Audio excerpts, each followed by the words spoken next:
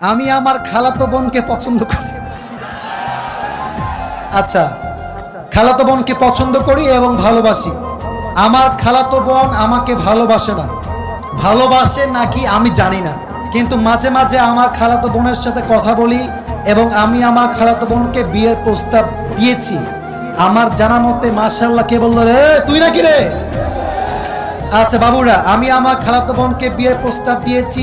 আমার জানা মতে খালাদের ফ্যামিলির সবাই আমাকে পছন্দ করে। আচ্ছা, খালু আমাকে পছন্দ করেন না।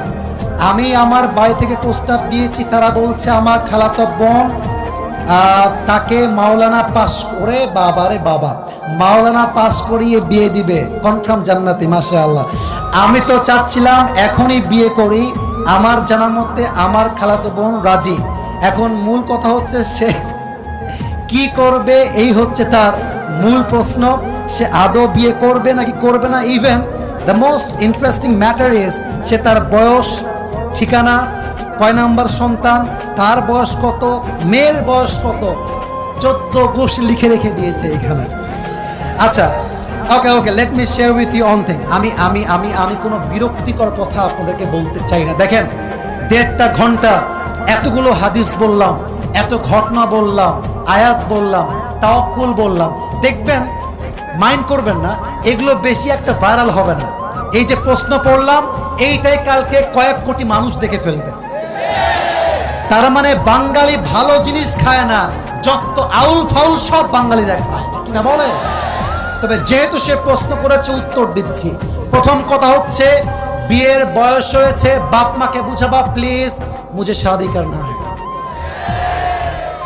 ভালো ভালো বলছি, বিয়ে দিয়ে দাও।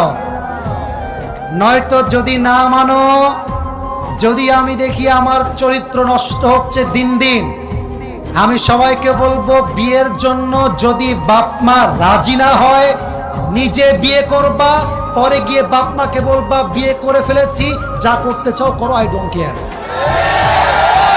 এখন অনেক মুরব্বী আমার উপরে হয়তো অভিযোগ তুলবে, হুজুর আপনি যুবকদেরকে খারাপ দিকে মোটিভেট করছেন। মুরব্বী, একদমই নয়।